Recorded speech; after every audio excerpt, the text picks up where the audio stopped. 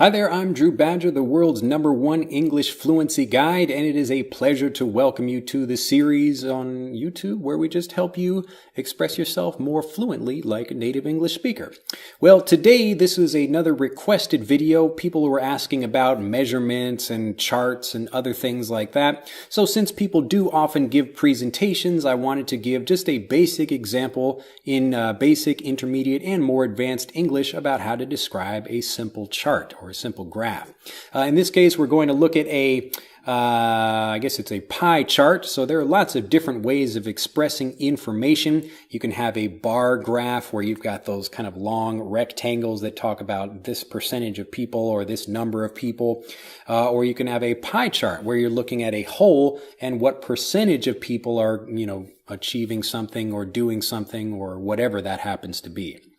So this is just a image that I took right from the internet, so hopefully it's interesting for you, but this is just the percentage of kind of pet that people have in general. So we're going to look at a simple pie chart and we'll describe it in basic, intermediate, and more advanced English. So as we're looking at this pie chart here, we can see that 55% of people have dogs, and 30% of people have cats, 6% of people have fish, 5% of people have, I believe it's rabbits, and then, 4% of people have rodents. Now, a rodent is anything, actually a rabbit is in the rodent family, but this just means things like mice or rats or hamsters, anything that's got big teeth like that. So in a basic way, I'm just describing what the percentages of things are. And maybe I'm not giving so much interesting information. I'm just giving you the information you can read by yourself. Now, this is typically what things are in basic English. We're just giving a direct explanation about something that really you could just read by looking at the chart. Now, in a more intermediate way, we can talk about the relationships between these two things. So we could say many more people have dogs than have rodents. So I'm talking about, again, not like just saying, 6% of people have fish or 30% of people have cats. I'm talking about a relationship between the two. So in a more intermediate way, I could say, well, many people or a majority of people have dogs. So of the people that have pets, so I'm talking about the whole group of the people that have pets, a majority have dogs. So a majority just means more than 50%. So it could be 51%. Or in this case, since we're not just comparing two things, it's really like a large majority because most of the people that have pets, they have a dog, as opposed to, having something like a cat or a fish or a bird or something.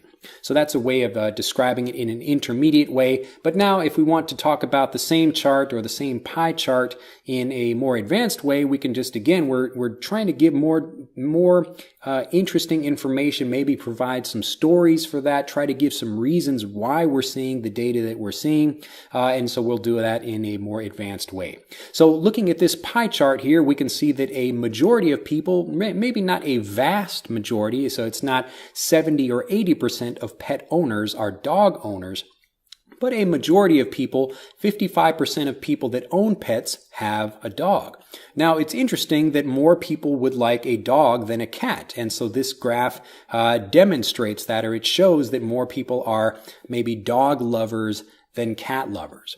And it's interesting to think about why that might be. So we don't want to just look at the data. We want to maybe draw some conclusions or create a few hypotheses about that. So maybe some reasons why something like that might happen.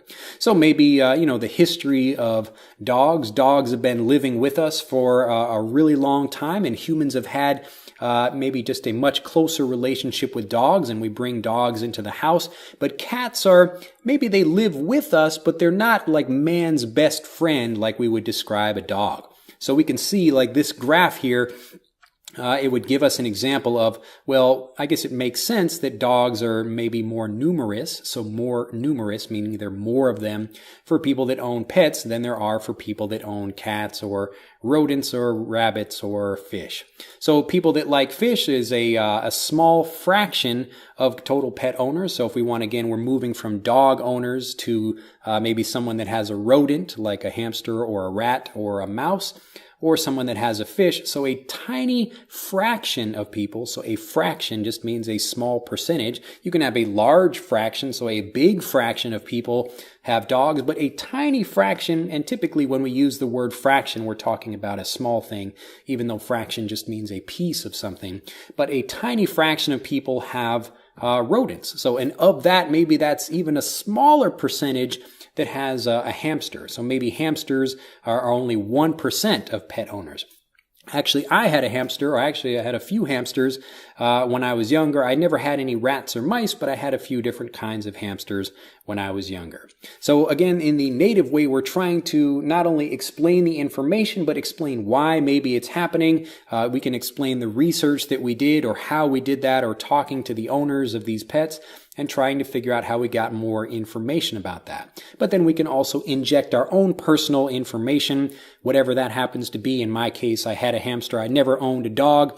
I did own fish. Actually, I had both freshwater and saltwater fish.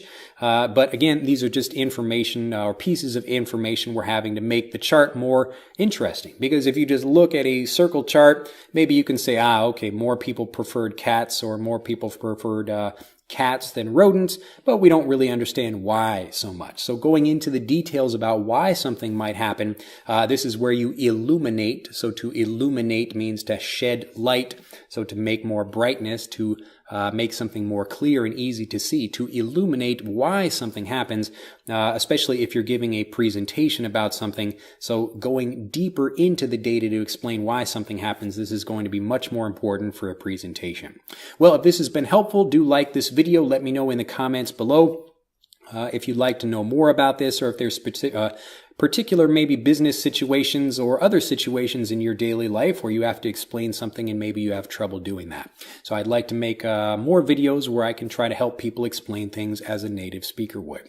Anyway, have a fantastic day. Do again like this video, become a subscriber to the YouTube channel if you haven't already, and I will see you in the next video.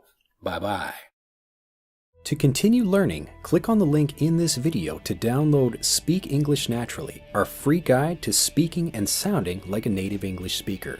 The guide reveals the 3 most important kinds of conversational English you must learn if you want to sound native, and will help you experience instant improvement in your fluency and speaking confidence. To download your free guide on a mobile device, click on the link in the upper right of this video. To download your free guide from a computer, click on the link in the lower right of this video. I look forward to seeing you in the guide.